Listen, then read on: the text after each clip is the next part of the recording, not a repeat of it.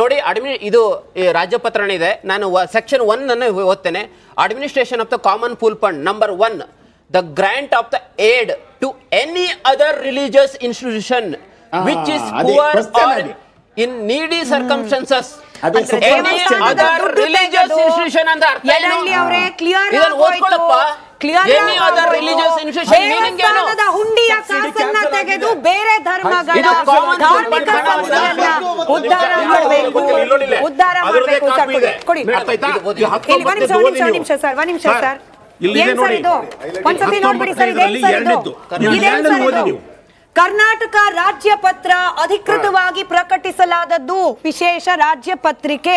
ಇದನ್ನ ತಿರ್ಚೋದಕ್ಕೆ ಸರ್, ಇದನ್ನ ತಿರ್ಚೋದಕ್ಕೆ ಸಾಧ್ಯ ಇಲ್ಲ. ಇದರಲ್ಲಿ ಮೋಹನ್ ಗೌಡ್ರು ತೆಗೆದಿದ್ದ ವಿಚಾರ ನಾವು ತಿರ್ಚ ಹೇಳಲಿಕ್ಕೆ ಅವಕಾಶ ಇಲ್ಲ.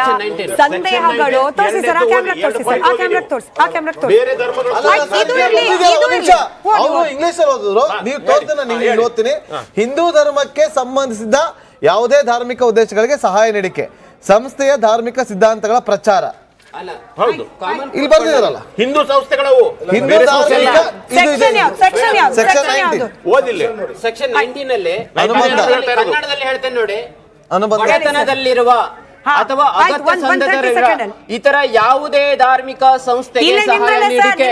ನೋಡಿ ಇನ್ನೊಂದ್ಸತಿ ಝೂಮ್ ಮಾಡ್ಕೊಂಡು ನೋಡ್ಕೊಳ್ಳಿ ಸರ್. ನೀವು ಕೊಟ್ಟ ಡಾಕ್ಯುಮೆಂಟ್ ಅಲ್ಲೂ ಕೂಡ ನಾನು ನಿಮ್ರಿಂದಾನೇ ಓದ್ತಾ ಇದ್ದೀನಿ. ಇಲ್ಲಿ ಹೇಳಿರುವ ಷರತ್ತುಗಳಿಗೆ ಒಳಪಟ್ಟ ಈ ಮುಂದಿನ ಉದ್ದೇಶಗಳಿಗೆ ನಿರ್ವಹಿಸತಕ್ಕದ್ದು ಯಾವುದದು? ಬಡತನದಲ್ಲಿರುವ ಅಥವಾ ಅಗತ್ಯ ಸಂದರ್ಭದಲ್ಲಿರುವ ಇತರೆ ಯಾವುದೇ ಧಾರ್ಮಿಕ ಸಂಸ್ಥೆಗಳಿಗೆ ತಗೊಳ್ಳಿ ಸರ್. ಕ್ಲಿಯರ್ ಕಟ್ ಇದೆ.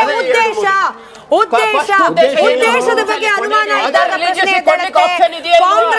ಕಾಂಗ್ರೆಸ್ ಸರ್ಕಾರದ ಈ ಉದ್ದೇಶ ಸರ್, ನೀವು ಕೊಟ್ಟ ಡಾಕ್ಯುಮೆಂಟ್ ಅಲ್ಲೇ ಇರೋದು.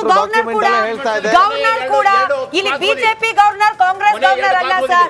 ಸಾಂವಿಧಾನಿಕವಾಗಿರುವ ಹುದ್ದೆಯಲ್ಲಿರುವ ಗವರ್ನರ್ ಅವರು ಅಳೆದು ತೂಗಿ ಅವರ ಕೈ ಕೆಳಗಡೆ ಇರುವ ಬುದ್ಧಿವಂತ ಅಧಿಕಾರಿಗಳು ಕೊಟ್ಟ ಸಲಹೆ ಮೇರೆಗೇನೆ ಈ ರೀತಿಯಾಗಿ ಪ್ರಶ್ನೆ ಮಾಡಿರ್ತಾರೆ. ಪ್ರಶ್ನೆ ಮಾಡುವ ಮೂಲಕ ಕಾಂಗ್ರೆಸ್ ಸರ್ಕಾರದ ನಿಲುವಿನ ಬಗ್ಗೆ ಮತ್ತೆ ಚರ್ಚೆ ಎದ್ದಿದೆ.